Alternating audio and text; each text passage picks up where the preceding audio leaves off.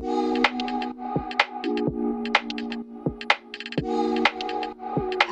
everybody. Welcome to the Very Connected podcast. And today's topic is self-care. We're gonna just dive right into this. You're gonna love this. We have Dr. Stephen Reyes here with us, and I had the absolute pleasure of meeting him, getting to meet his wife, and also just kind of um, getting to know him a little bit. And I thought, he's perfect for what you guys need to hear. So that's why he's here with me. And we're going to be talking about, recognizing barriers to self care, what that looks like, meeting your body's needs on a more consistent and constant basis. And I feel like self care to me, that term, it can be kind of generic, but you bring life to this topic. Just want to say, I know a little bit about you from what I've learned from just being with you in the present. So I'm so happy that you're here. And little tiny brief introduction of Dr. Reyes here is, let's see, you're a bariatric psychology rock star, obviously. Since 2005, you've helped thousands of patients with wellness, with pre-surgery assessments, educational classes, and basically also have been a part of the OAC, American Society for Metabolic and Bariatric Surgery. And I know you've also been a host at a lot of different events, and also just basically in the process too of writing your book, developing some online classes. So before I have you go on here, I also want to welcome everybody joining on the live. We have people that are saying hi, and we want to say hello to each of you. Hi, Please feel free to everyone. comment. Yes. Feel free to comment whether you're on Facebook or you're here on the live webinar. And if you're on the replay at some point, we also want to say hello. So go right ahead. The table is yours. All right. Nice to see you all. Thanks for having me. I appreciate that. And thank you so much for Brenda. Even though she knows me, she still invited me anyway, which she's pretty brave in that sense to be able to do that. That takes some guts. It's pretty risky. No, but yeah, so she and I connected last year for the first time. We probably crossed paths. We kind of figured out over the years or whatever, but we finally like made a connection, which was really cool. And as you all know, the weight loss surgery community is a very interesting world. It's very intimate. And it's very special, I think, and a unique thing. And so when you come across, people of like mine and peers, it's just a great thing. And community is so important, as y'all know. And so for ProCare to have this type of event and for Brenda to host it, it's much needed, as you guys know. And I hope that each and every one of you remain active in that because that's a big part of our topic du jour, self-care. Yeah. And anything else you want to know about me specifically, Brenda, for the attendees that just joined? You know what? Mhm. Kind of dive more into telling them why this niche market, why what you're doing and what got you interested. Because a lot of times that's where what fuels our passion for what we do. And I know you're extremely passionate about this work and working with people. So tell us about Yeah. that. Yeah. So the topic of health in general has always been near and dear to my heart. I had an interesting upbringing. I grew up a severe asthmatic, and I don't want to make this all about me, but there's a lot of principles that, just kind of by default, I figured out early on to take care of myself to help me with that condition. And I was pretty athletic growing up or whatever, and I figured out, when I neglected my health, my ability to be who I am, do what I want, suffered immensely, and I didn't like that. And so I kind of figured out some things I could do to counter the effects of my asthma, especially the environment in which I grew up. And fast forward later on, when I got in the whole field of like psychology, I kind of got steered into the whole bariatric realm because, you think back to 2004, 2005, there weren't a whole lot of bariatric specialists, psychologists running around. And so I was approached about doing some of the psychological clearances for at some of the hospitals. They didn't know where to go. They just kind of found out about me just by reputation. And dude, it was kind of like, hand in glove. It just fit so well together just because I have a big background in addiction. I understood the food dependence, food addiction component. And as far as like all the health stuff, I have a background in health sciences as well. That seemed to go very well. And who I am as a person, just to empower people on their journey. That's just kind of what I get off on. That's my self-fulfilling thing, or my area of fulfillment that I get off on probably the most, is doing that, to empower people and see people to succeed on their journey. And anyway, 20 years later, here I am. I do that. And my role as who I am is, expanded a little bit. I do a lot of teaching. I've developed curriculum for hospitals, pre-surgery curriculum for different hospitals and bariatric programs. Some of the hospitals have been using my stuff for like 20 years. Speak at, activities like this and national circuits like the Obesity Help Conference, the Bariatric Connect Conference, things of that nature. And love working with you guys, and, love doing, anything I can do to help y'all. Love it. And that's self-care in itself when you love what you're doing. I mean, For sure. who wants to be in a job that you don't enjoy and Yeah. doesn't fuel your energy and fuel what you're doing? So health and wellness. So we're actually let's kind of dive into the topic and let's Let's get do it. into it. Yes. Yeah. So when Brenda asked me to speak, I thought, okay, what would be a great thing to go over? And I thought, well, the nature of self-care. And as she already discussed earlier, we all have some idea as to what that is. And it's been a more trendy term, I would say last 7, 8+ years, I guess, probably at this point, where you hear people talk about self-care, which I thought was a great thing, that we're all getting on board and focusing on this. But as you know, it can mean different things to different people.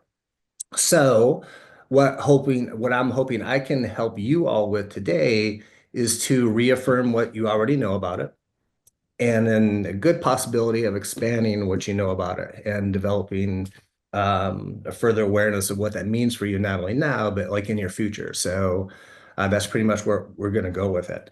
So I'm going to give you like a definition I came up with, and just so you all know, this is a working definition. As Brendan and I discussed earlier, I like to revise and change things on the go as far as that goes. So we're going to share that with you, and I think we're able to give them like a screenshot of this, right, for their reference. Yes. Is it Okay. okay if I share my screen? Yeah, that'd be We'll still great. be on So she's there. going to And share with you guys this working definition that I have, and I'm just going to read you the definition for it, just give you some idea, and then we're going okay, to one second dissect. here. I'm pulling it up. I want to make sure sometimes whenever I share my screen, it grabs something else here. We got it. Okay. Can you actually see that? Not yet. It says Brenda has started screen sharing. There it is. Okay. Okay. So y'all feel free to take a screenshot of this just for later reference. Because it's a long definition, as you can see. We're not going to be able to memorize it, so feel free to take a screenshot for later reference and just kind of keep that handy, and reference it every now and then. And feel free to add or revise like I do as well. All right, so I'm going to read you this.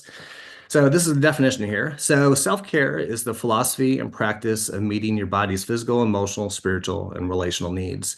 It's the ongoing management of limiting yourself to influences and practices that threaten your body's optimal functioning. It requires perpetual awareness, a mindset of noticing what nourishes you versus what depletes you. It's a lifestyle that allows you to be in control and take responsibility for your body's requirements. It helps your present and protects your future. You cannot experience the true fulfillment and quality of life without it. And I believe that last sentence wholeheartedly. And if you guys have any questions about that definition, feel free to ask those. I definitely welcome that. But so why self-care is so important to me, what I figured out like early on in my career, when I was, interviewing people about their health and weight struggles and doing psychological clearances for patients, and the format that I use in doing that is pretty comprehensive. Like I get pretty nosy. I ask people, 1,001 different questions, just kind of get a good assessment of where they are physically, mentally, and so on. And what I picked up very early on in my career, and we're talking thousands of people ago, by the way, just because I've done a lot of these things, is the things that they practice, they tend to practice behaviors and patterns of what I call self-neglect. So if you think about this continuum, we have self-care and we have self-neglect, right? A lot of people who struggle with their health are more good at this, the self-neglect behaviors, than the self-care behaviors. And we're going to differentiate and make that a little more clear for you as we go on here. And so, for instance, and this has been verified by the ASMBS over the years in their research, And this is something I've been tracking now literally for 20 years. One of the most common behaviors that we've seen with people who struggle with health and weight is skipping meals. And there's no other behavior, no other pattern that comes close to this, unfortunately, because the running total right now, my running count over 20 years, it's over 76% of the patients I've seen and interviewed over the years have a history of skipping meals. And the ASMBS some years back did a study, a research study, where they were assessing uh, behaviors that contribute to weight regain after bariatric surgery. And number one, far and away, was skipping meals, number one. So for some of you who have a history with that, prior to having surgery, if I were coaching you, one of the things I'm big on, and you're probably going to hear this a couple times a day, is that we want to make sure that we don't replicate our old behaviors. Because I have a little Steveism, and it goes like this, the return of our former behaviors only has one destination, and that's where we came from. Okay, so think about that for a second. So the baseline of some of your self-neglect behaviors, and it's more than just skipping meals, by the way. But once we're able to identify those particular behaviors, in a sense, that becomes your baseline of what not to practice going forward, right? Hopefully that makes sense to y'all. So if that's, part of your pattern back in the day, that's something you want to be really deliberate and intentional about not doing going forward. And as you all know, once you sign up for bariatric surgery and this lifestyle of self-care, you're supposed to be meeting your body's needs, and part of that is giving your body protein, as you all know. And you've heard that ad nauseum, I'm sure, but it still remains foundational to this day, to this point. So think of it this way. If you go those long periods without eating, it's going to be very difficult for you to give your body ample protein from a volume standpoint. Because as you all know, after surgery, you can't consume 120 grams of chicken breast in one setting. Can't do that anymore, right? It's just impossible. So we got to figure that out. And so we need to be more efficient in giving our body that particular micro or macronutrient, more consistently to get that. But that's part of the difference there. The self-care, being consistent in getting the protein versus our history of the self-neglect, not giving our body ample protein. All right, that's just one example. But the perpetual awareness thing, if you caught that in the definition, this is something I want to kind of focus on because I think this is important for everyone, whether you're, 2 months post-op or whether you're 19 years post-op. I think this is something that we all can kind of focus on. And the perpetual awareness thing is basically developing an ongoing awareness of anything that interferes with your ability to take care of yourself. And as you all know, I'm sure, and I can identify with, there's all different things, there's all kinds of different things to be distracted by in life, right? And we're very distractible as human beings. There's been multiple studies now that have come out as far as like our attention span. We have a less attention span than a goldfish these days. Think about that, you guys. The goldfish has more of a attention span than what we do. That's pretty sad. We've come a long ways, but we've worked hard at that, and here we are. So, so what's the remedy to that? As far as like countering that is that, well, and the big thing is self-neglect. Before I get too far ahead here, the other thing, the other main component that I want you to think about too, that we've seen and identified with people over the years is being mindless in things. I cannot tell you how many times I've heard people talk about their eating behaviors where where literally, hunger or eating becomes an afterthought for them, right? And some of you all may have practiced that over the years. And again, that's something you want to counter or change after surgery if that's part of your history, right? You don't want to replicate that and you don't want to practice that. So the opposite of being mindless is to be more intentional, more mindful, more deliberate about your eating as far as that goes. We never want to get to the point where eating becomes an afterthought, once again. All right. So that's part of this thing too. But I want you to notice too, like in your environment, what are your biggest distractors? And there's a term I'm going to reference later on today as well that I want you all to think about. And it's what I call time bandits. There's certain things in our environment, there's certain people in our environment around us that can rob our time, or we allow them to rob our time from us. And I want you to remember that there's only so much of you to go around, right? So much of your mental energy, so much of your physical energy, so much of your time. And we need to become better about managing our time in that sense. And I have to be honest, the main psychological profile for people that I've seen over the years pursuing weight loss surgery and people who struggle with weight, a lot of them tend to be people pleasers. All right. And when we're people pleasers, guess who needs are usually on the back burner? Ours. Right. So that has to change going forward. If we are really going to live a life of self-care, we need to become a priority. And for a lot of folks going forward to establish that, it seems like the most unnatural, counterintuitive thing to do is for them to take care of themselves. And so if that's you, that's something, you really need to focus and work on as far as prioritizing. And for those of you who had that history that have established yourself as a priority, you guys know it's one thing to establish that, it's a whole other thing to maintain that. Because there's certain things in your environment, there's certain people that are going to try and nudge you back into the prior version of who you used to be, where you took care of everyone else before yourself, and they may not be cool with you taking care of you. So that's another whole boundaries issue that, you may have to work on as far as that goes. But that's another thing of developing that awareness. Okay, what are the things that are going to interfere with me taking care of myself? Is it my time management, the time balance, the things that take up all my time? Is it certain people in my life too that could potentially throw me off my game? And the reality is, and the hard truth of this is, and some of you have done this, I know have done this, you come to recognize there are certain people that just aren't compatible with your lifestyle of self-care. It's a hard truth. But I know some of you have gone through that, and that's a tough thing. And so these could be people who you know for years. These could be people who you're very close to, and these could also be people you're related to. And that's a tough one. That's a tough one too, to learn how to manage that, going forward. So, but we want to, Dr. Reyes, yeah. I just want to ask here too, like for some people that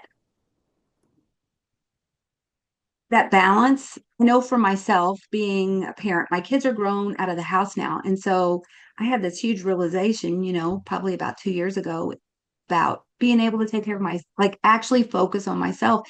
Why couldn't I have done that, before? And so my question you know, it feels selfish sometimes. You Mm. have children, you have maybe a significant other, maybe you have people in your life that you're helping take care of. It could be a parent, or it could be, um, I don't know, it could be your job, the people that at Mhm. your job you feel like, again, that people pleasing aspect comes in.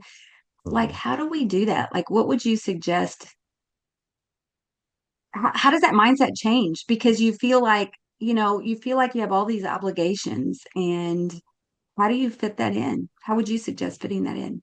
Yeah, well, and to do that, to change those things, sometimes it feels very risky too, because another big component, another fairly common aspect that we see, with people pleasers in general is that, I mean, if it's true that, we become better at taking care of other people than ourselves, there's an underlying value component at work there too, where somehow we think, our needs and our wants are not as important as everyone else's. And as long as we remain in that belief, we will never change anything. And that's a hard one to come to, and here's the reality too. Just because I may have come finally to a point in my life where I'm ready to make that change, where I'm ready to initiate it, it doesn't necessarily mean that everyone around me is at that same point of change, right? That's the reality because they didn't ask for this change. Whatever was going on with my health, I got to a point where I'm like, okay, well, gosh, I'm going to do what I can and I'm going to pursue, bariatric surgery and, I'm going to, live this different lifestyle going forward. Well, you may be the only one in your family or the only one around you that is actually doing that, which could feel very lonely as far as that goes. And I already mentioned this earlier, a big asset for each and every one of the attendees here and ourselves is having community, and having relationships with people who are of like mind, who are at the point where they value your health like you are or like you want to, surrounding yourself with that. Because when you do have to set boundaries with the people around you, it feels far less risky when you have that backbone of support than if you go about it alone. Does that make sense? It's important to have just knowing that you're not the only one that's, going to initiate this change. And as far as the simple and almost smart aleck answer, as far as, why don't people change, from taking care of others to themselves, in a sense, it's easier not to because they've always done it. And we need to recognize we're not only creatures of habit, but we're creatures of momentum. And so for people to finally prioritize themselves, it does in many ways, and you kind of hit on this, many ways it feels like they're doing something wrong. They can feel guilty for it, right? And plus, they don't want to disappoint other people in doing that. That's why it's so hard sometimes, once you even initiate that change to sustain it, because you may get some kickback and some resistance to your change. Like I was saying earlier, just because you're ready for change doesn't mean everyone else around you is ready, for that change. But you have to believe first and fundamentally that you're worth it. You have to come to that belief. And whatever resources you have around you to reinforce that, we need to plug into. And that's part of like the community, and that's part of, I'm getting ahead of myself here, but later on we're going to talk about too, is surrounding yourself with the right resources that reinforce that very thing. Because for some people, that's such a foreign concept for them to entertain. It is. And when I've seen people struggle with prioritizing themselves, um, basically they fundamentally don't believe that they're worth it. That again, everyone else's needs are more important than theirs. Their identity is tied to that, and that's a hard thing, to break away from. So So, basically, you're saying like the main way to do that is just to change that belief. And so it looks yeah, like there is a comment too, if it's mhm. okay if I read that. Yeah, absolutely, sure. Debbie says we should always look to see what other persons are doing for their own self care and remind ourselves we need it too. Often you may find someone repeatedly taking advantage of your people pleasing so they can take something off their to do list. So, no is a complete sentence.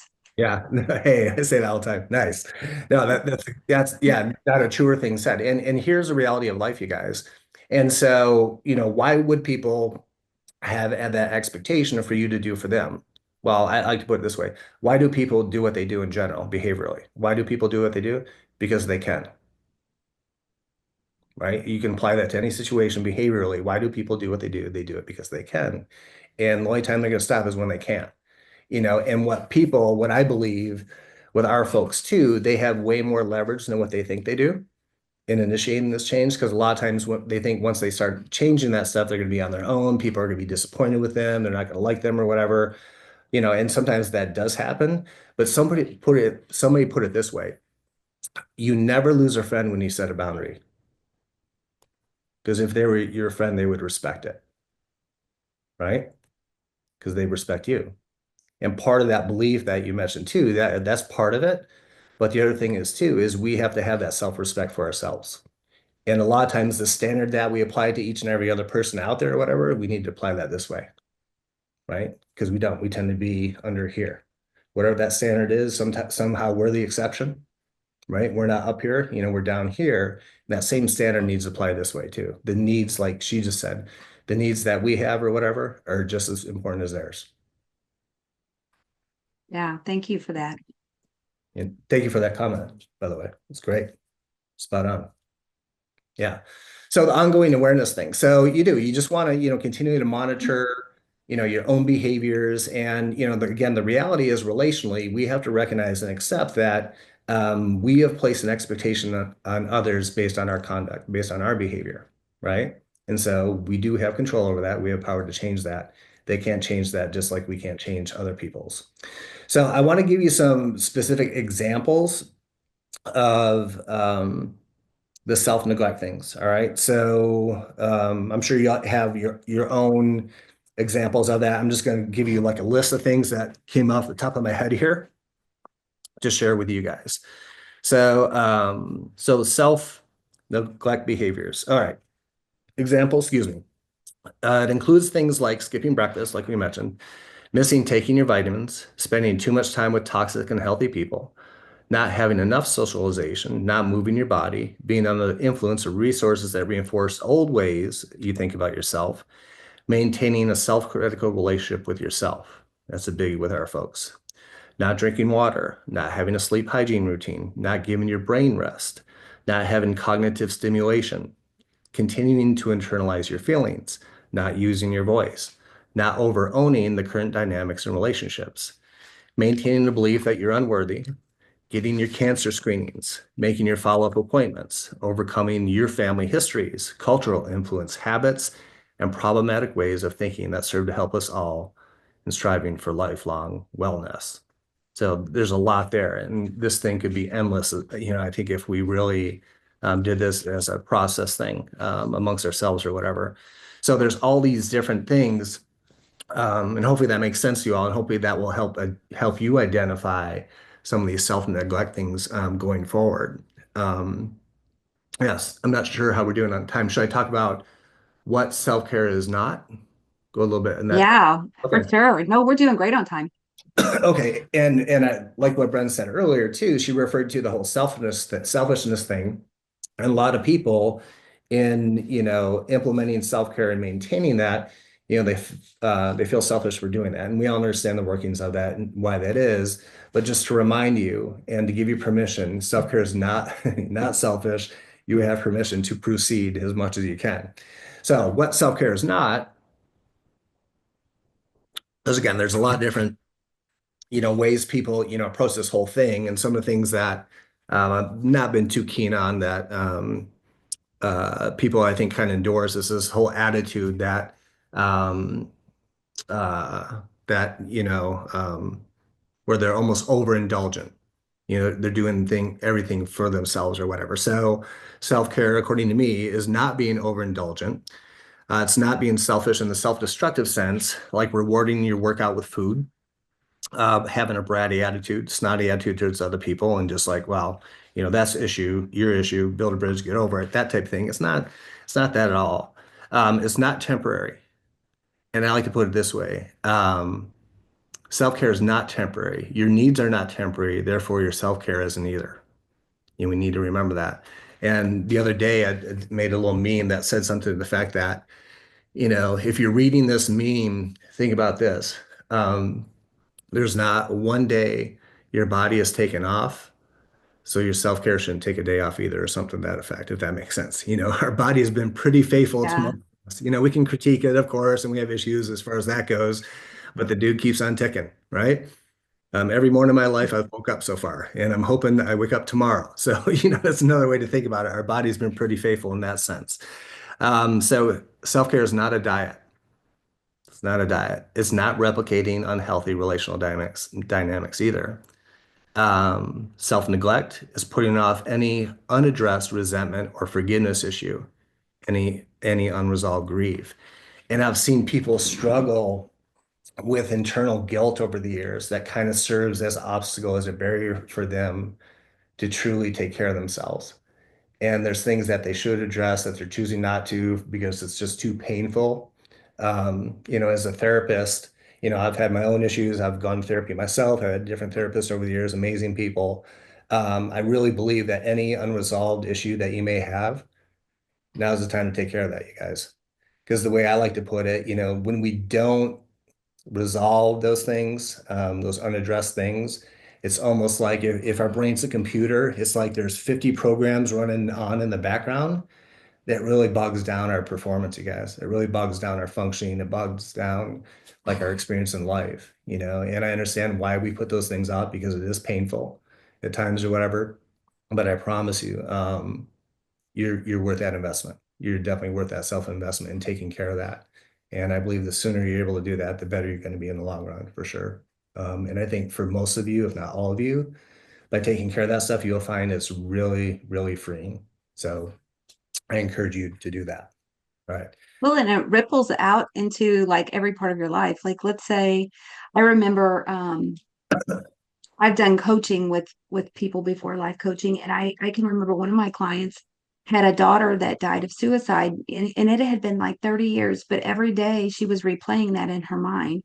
And Wow. so the association that she had with that, it was like it was affecting, like it happened 30 years ago, but every single day it was affecting her. And so like these Yeah. pieces of grief or like resentment or pain or shame or guilt that we play in our minds over and Mhm. over and over and over, it it ripples out into not only your relationship with food, but also your relationship with other people, your relationship with your finances, your relationship, because you we're not like the pieces of us aren't like this divided pie. You Mhm. see these pies that say the seven aspects of your life, finances, Yeah. spirituality, we're not like that. It ripples over into every aspect. So when you have something unresolved, I agree, it's something to address so that you can find that balance and that peace in all other aspects too. Yeah, I think you're spot on, brother. That's a great point. It does. I mean, I think we underestimate the impact of that in all the other aspects of our life. And like you said, not only, relationship with other people too, but first and foremost, this, your relationship with yourself, and should you struggle with any kind of, inappropriate guilt in that way, dude, that's heavy. That weighs on us. It does. And that cannot be without some kind of negative effect on who we are, So, and again, part of self-care, all the things we've talked about so far, you guys, like if that's you, you can identify with that. That may be your self-care goal going forward, is that, is to start seeking resources, help in that area for yourself, and like I said, like I promise you, it may not be easy, but the reward is worth it. And it is, it tends to be very freeing, you know. All right. So barriers to self-care. All right. So this one's fun. So barriers to self-care. Is there any questions at this point or any comments that anyone threw in? I'm actually looking to make sure. I don't see any on Facebook and Okay. I don't see any here so far. But guys, feel free, ask questions if you put them in And the I like chat and I box. like questions, you guys. So feel free to do that. Yeah, I like bunny trails and all that. So I'll go down the path with you, man. I promise. Okay. So barriers to self-care. So basically, what gets in the way? Number one is going to be our own resistance to change. Even those relational dynamics that we talked about earlier, that could be the biggest hump that or biggest hurdle we have to get over is just our own resistance to change. And the reality is, as people, as humans, we all tend to gravitate to what's familiar, even if it's unhealthy, we'll do that. Seeing couples over the years, man, people can have just the most unhealthy dynamics, right? They will break up and they go into another relationship and they come back. It's the exact same dynamics, the exact same type of person that we're drawn to that familiarity. We have that as people, unfortunately, we tend to be drawn to what's, familiar for us. So resistance to change, not only your own, but another barrier, like I said earlier, could be the resistance to change from other people around you, right? Where they're not cool with, how you're living in this way. And, they may throw out guilt messages your way, to try and nudge you back into those former dynamics as far as that goes. So that's another big barrier that we see as well. Other real life examples is falling back into like our old habits, whether that's the skipping meal thing or just having toxic people have accessibility to you, which is not a good thing. And if there's anyone that's in your circle right now that absolutely drains you, you need to really consider the cost of that relationship. And that's part of what we're trying to establish here too in the self-care, is taking that ownership component where, we're responsible for what we allow from other people. That's a big ownership thing too. So if there's people in your life that are toxic and or drain you or whatever, that's something that needs to address like as soon as we can. Another thing too, and this is maybe something new and possibly scary for some of you all, is and this will be a barrier, is again staying silent when you need to speak. One of the things that we talk about a lot in my own support groups, we do, at least do once a year, is, and I usually piggyback on the boundaries presentation, is developing your voice. Where you develop the ability to be your own advocate in different ways. And for a lot of you, that's a whole new thing, but that's a very empowering thing once you develop that skill. And along those lines, too, another barrier to self-care is going back to the habit and routine of internalizing your emotions. We know from a psychological and physiological sense that whenever we engage in that on a regular basis, there's physiological and psychological repercussions for doing that when we internalize those emotions. So part of developing your voice is going to help you be able to express that and that, being cathartic in that way, or, have relationships with people who are safe to talk about things, is worth its weight in gold for sure. Another barrier to self-care is going to be ignoring your sleep, hydration, or movement. And you all know those are foundational things. They really, really are. And the spin I like to put on, are like our physical ability and our movement and physical activity level is this way. And God forbid this happen to any of us, but now is the time to value our health, not when we lose it. And so if I got in the pattern the last 6 months or whatever of not taking care of my body through exercise like I should, and again, God forbid I get in a car accident this afternoon and I lose my ability to walk or run or work out, guess what I'm going to regret doing? What am I going to miss the most? Is that, right? So we need to value that and we need to honor that to the ability that we have. Another barrier to self-care would be just the simple avoiding your own follow-ups, medical care or, staying in therapy, like if you have a therapist. And what's interesting about the whole therapy thing, and again, I've been doing this a long time, is that I've literally had clients now for I don't know if it's a good thing to admit or not, but I'm going to admit it, 20 plus years. And that might be because I'm a horrible therapist. But what I've seen over the years, when people have someone who they trust, who they have a good rapport with, it can be such a good resource for them because, whatever they sought me for initially, whether it was, family problems or marriage problems or depression or whatever, they kind of keep me on retainer, if you will, to deal with other things that come along in their lives. And what's great about that, it's a resource for them to learn how to negotiate and, take care of what they need to in the moment. So if you have a professional in your life that you have a good rapport with, man, keep them close. You don't necessarily have to end that relationship. Keep them on call, or even from a proactive, preventative standpoint, see them every now and then, maybe once every 6 months, and maybe nothing's going on, but that's okay. Do it. They'll appreciate like your intent with that. I promise you, a good clinician will appreciate your intent. But that's part of what we need to be focusing on too going forward is that mode of self-care too. So I mentioned this earlier, and I think this is worth noting because I want you guys to think about this going forward. So if part of self-neglect is being mindless. Part of self-care has to be being more deliberate, being intentional about how we live. And I even like to put not only being proactive, but being preemptive.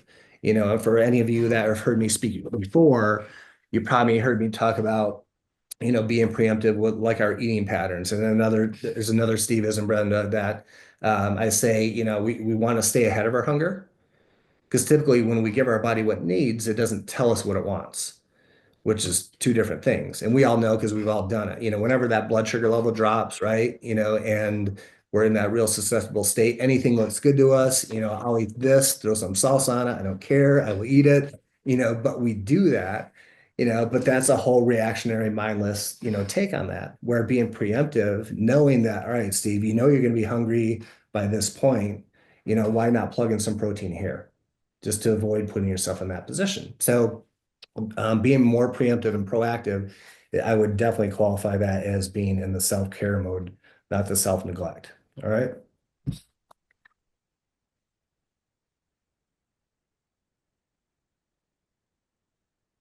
Yeah, and as far as the barriers, just to wrap this part up, again, the time bandits, uh, who and what consumes your time the most. And I have a very good friend. I've known this guy for years. He's one of my closest friends. I love him to death. And yearly, and I can almost set my calendar to it at this point, he stops by my office, usually around the first of the year thereafter, and says, Steve, I'm struggling with my weight. What should I do? And I'm like, dude, well, are you working out? Are you meal prepping? And he will say no. And what comes after that? He says, dude, I just don't have the time. I'm like, okay. And I know this guy very well. He lives on his phone. And I said, all right, brother, open up your phone. How much time do you spend a day on Instagram? And that's on our phones, by the way, just so you guys know. And it's almost like a true food tracker. It tracks our time. It doesn't lie. And so I think I went through two or three different apps and we were already at like 3.5 hours or something. And I'm like, dude, do you have time? It doesn't matter what you do with your time, and that's true for most of us. We all claim we don't have time, but we can squeeze out what we need to if we have to. And remember, we take care of what's important to us, what matters. Remember, we need to matter. We're important. We have to have that. So time bandits are definitely a barrier. The other one is, and I alluded to this earlier, is going back to that whole self-critical thing. And my belief is if we don't reinforce we're worth it, we're not going to take care of it.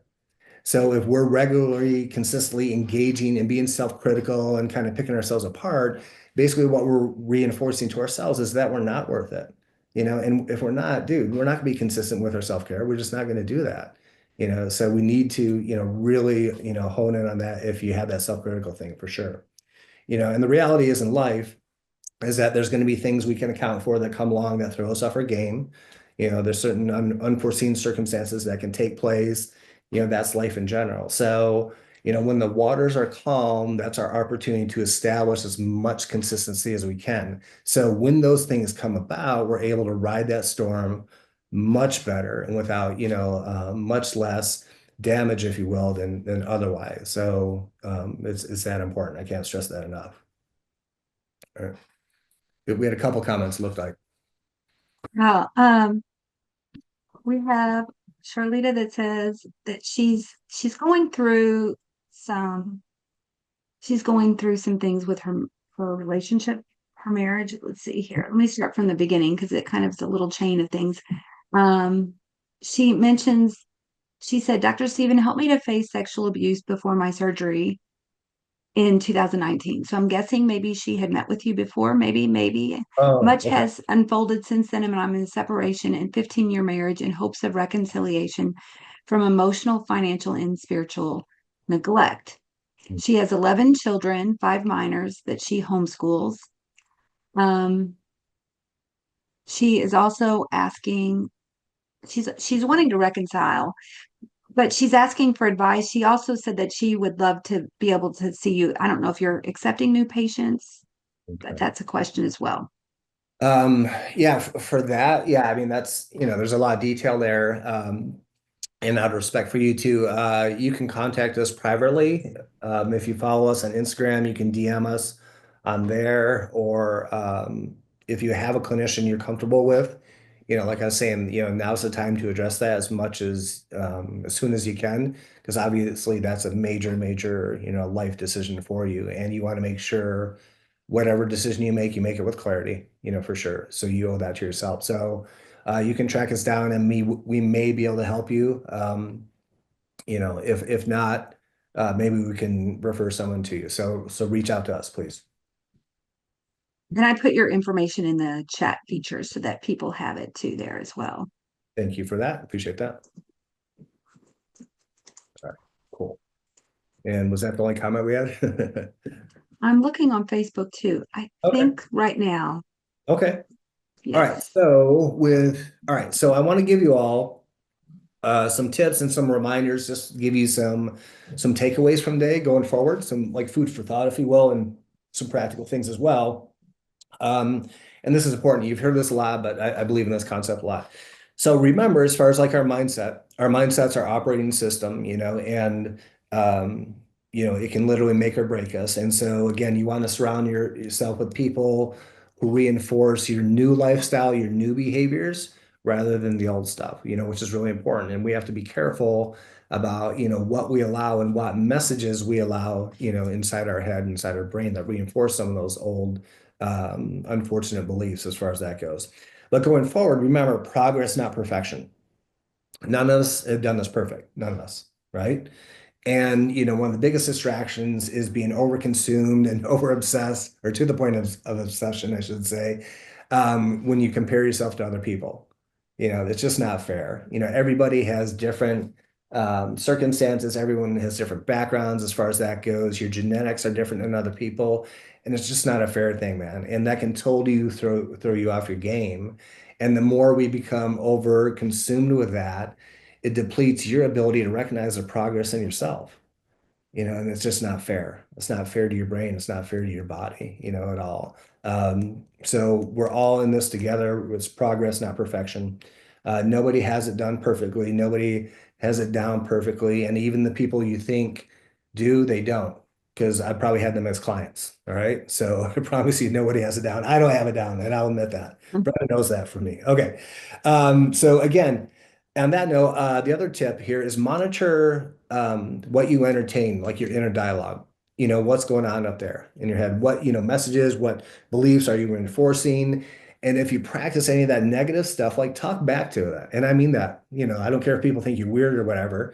Like talk back to those thoughts. You can say it aloud. Like, man, get out of here. I'm not believing that anymore. Or whatever. Take a hike. Whatever you have to tell it, like do that. And then, replace it with some form of positive validation, that, hey, I'm a complete human being. I'm doing the best I can and I'm worth taking care of. Just counter it with that message and say it all the time if you have to.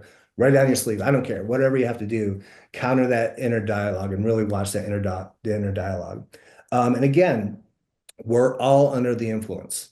And what I mean by that is we're all under the influence of what we allow in our environment, what we allow in our head, in our brains, right? And so I like to put it this way, whatever or whoever you elevate, you emulate. So be careful who you follow, because a lot of times that can take us down, wrong paths as far as that goes. And in the world of health, especially in this day and age, because there's so much out there. Some of it's very good information, but unfortunately, there's a lot of bad information. So just make sure that your sources are very grounded, because if you're going to be self-invested, you want to make sure whatever you're involved in doing and consistent in doing is working for the betterment of your body. All right, so get consistent with the basics. Be intentional about your hydration, your protein, your physical activity. And remember, that helps you as much psychologically as it does physiologically. And sometimes we forget that aspect. Again, when we're in that self-care mode, we experience the world much differently. When I'm in self-care mode, I'm way more productive. I'm a nicer person. Probably a better spouse. I'm probably a better dog dad to my dog, all that. But, it's that important. The psychological effects of doing those basic stuff. And again, be active in your community. Get plugged in. If you're not plugged into a weight loss surgery community locally, we can access people now nationally and whatever, ask other people, like what groups do you attend, just so you're a part of that and you're out there because, more than likely you're going to get, again, the right things reinforced. And that's so important to get those things reinforced. That's a big part of your self-care. And acclimate, you're not gonna like this, but acclimate to boring or the mundane.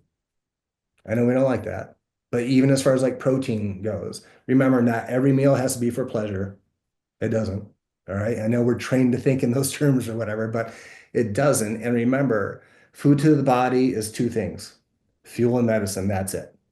Everything else beyond that, we made it into something that it's not, So acclimate to boring because sometimes boring is the best thing. If you interview the best athletes in the world, some of the top athletes in their sport, I can think of hockey examples, I can think of basketball examples. These guys acclimated to boring routine because it works. It's consistent. It works for them. So there's something to be said for that. All right.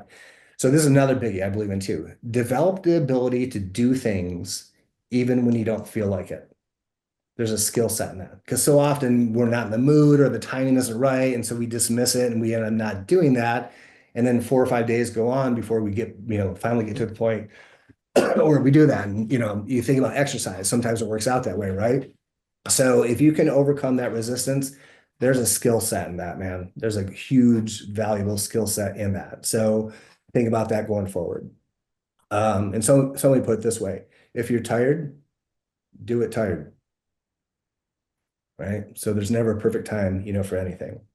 So going forward, what I also recommend is, and I'm sure some of you guys track your macronutrients and all that, which is cool, which is important, especially tracking your protein. But another thing that I think is undervalued is to track your quality of life improvements along the way. And so like the newbies and the pre-surgery folks, I'll tell them, get really familiar with recognizing your non-scale victories. Whether that's, being taken off your medication or being able to tie your shoes or being able to move the seat forward in your car, whatever it is, don't neglect or take for granted all those little quality of life aspects that you gain from doing what you're doing when you live this life of self-care. And it doesn't take, necessarily writing out big journal logs as far as that goes, just bullet point these things. Bullet point that today, doc took me off my high blood pressure medications, May 8th, 2025. exclamation point, smiley face, I don't care, whatever. Celebrate that thing. And then every now and then go back and reference like your notebook or your note app in your phone that highlights all your NSVs. Because I want you to keep all those non-scale victories fresh so we don't take for granted why we're living the way we're living. You know, we don't forget how far we've come. It's so important, I think, to recognize that. And think about all the things that you're doing for yourself now and living a healthy lifestyle, living the life of self-care. And I believe this, for quite a while now. And in my late 20s, I kind of picked up on this from somebody, and I call it pay it forward. And what it is that, the lifestyle, the way I'm living now is going to set myself up for the next decade in my 30s. And when I was in my 30s, I really approached that decade like, okay, the lifestyle I'm living, the habits that I'm developing, that's going to set me up for my 40s and 40s, 50s, so on and so forth, or whatever. Um, I think that's just one way we can take care of ourselves, not only in the present, but in the future. And if I can summarize this, if you think about self-care, you guys, it's always going to help you in the present, and it's going to protect your future.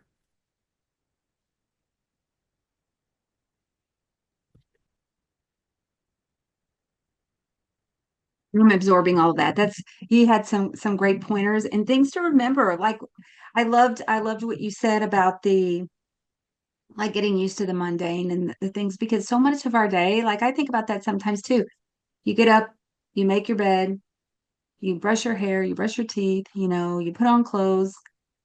If you're a gym goer, you go to the gym, Mhm. you do all of those things. You do your dishes. Like how many times do we do our dishes? How many times do we I don't know, put our pajamas on? I mean, like some of these things it just seems so mundane, but Mhm. you're doing them over and over and over. If you just stop some of those things, your life it does change in consistency, even though it's not always pretty. Yeah, or Um, exciting or super stimulating, yeah, right? Yeah.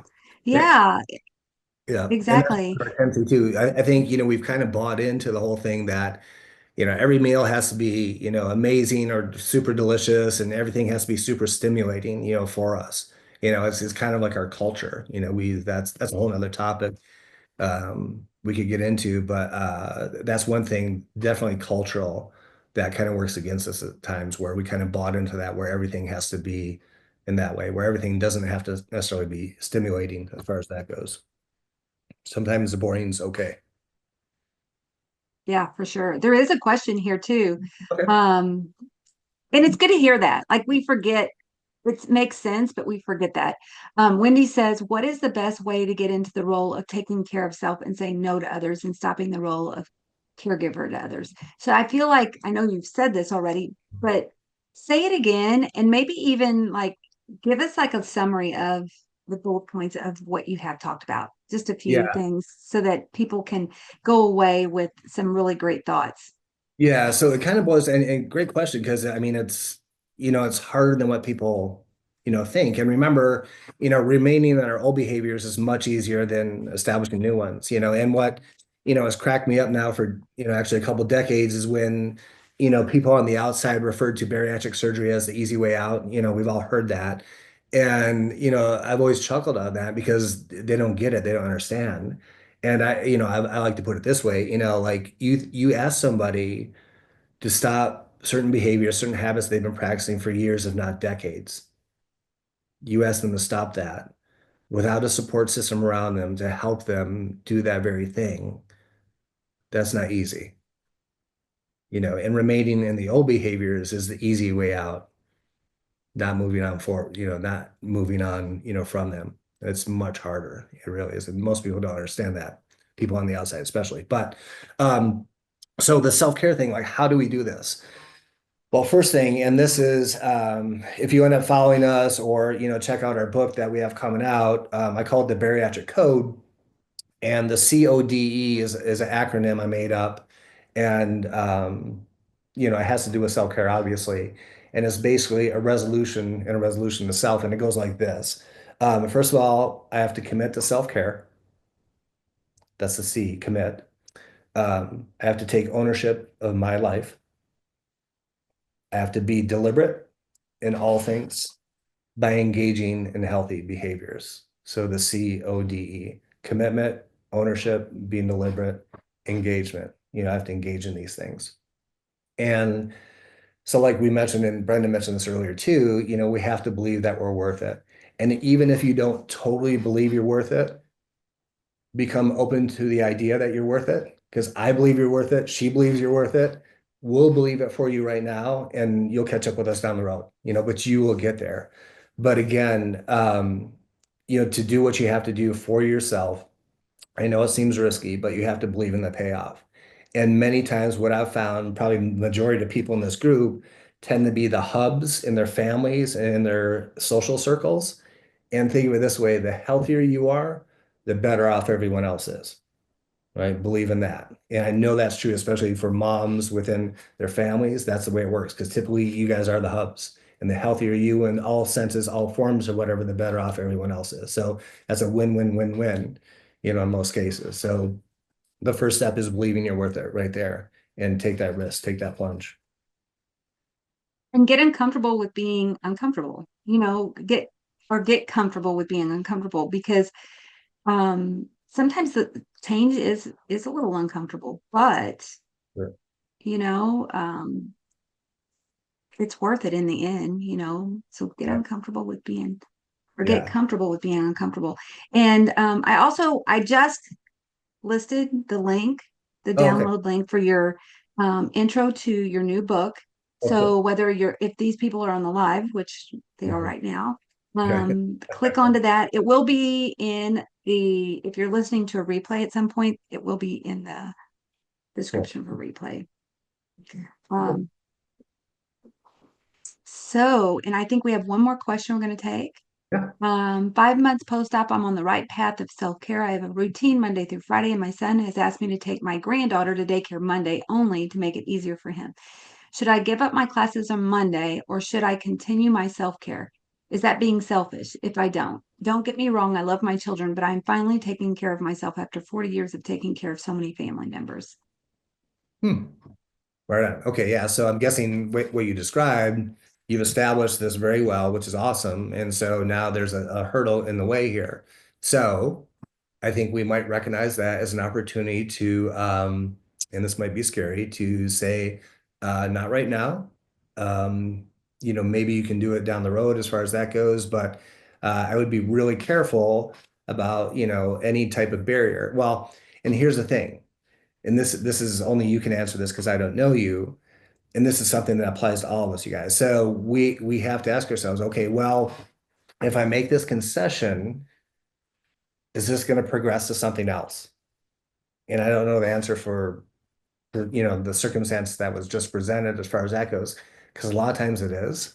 A lot of times, all of a sudden, that door comes open, and pretty soon you go from one morning of commitment to all of a sudden now 3 days of commitment, just like that, because that's probably how you used to be.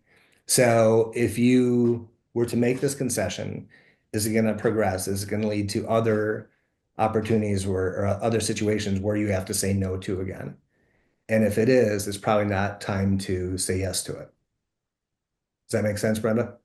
Yeah, 100%. Actually, and I know just from a standpoint of friendships and things like that, I've seen a lot of, I'm just saying, friends and things like that will make commitments to go out and do things, and then all at once they're like, my kids need me to babysit, and that happens repeatedly. And I always think, like you have to take time for yourself. I mean, our kids are important. I love my children, but I Mhm. also think, like where is that sacred agreement to yourself to keep those Mhm. other things in your life alive? So, I Right. also think it is about priority, like if that is a priority to you, like picking up if it feels like a priority to you for picking up your kids and that means a lot to you because maybe you want to spend time with them, then yes. But if it's that your priority is right now is like making sure that your health is number one, Right. I Yeah. think it's priority. Wouldn't you say? Like, No, no, for sure. Well, yeah, and and hopefully I don't come across as cold-hearted, but yeah, sometimes we have to execute that no, just to kind of change the dynamics, and even if it's an uncomfortable no, sometimes we have to do that. I think that's important, and that's probably something that, a lot of us need to start practicing. Um, and yeah, and so I forget what I was going to ask you. There's something. Oh, when you talked about the person who was going to take care of the grandkids, you know, um, what I hope for each and every one of you guys, when your self-care, I hope you develop your self-care habits where it gets so predictable, where like your family knows, okay, well, we got something coming up on Monday nights, see if mom will, take the kids, but they're like, oh, wait, no.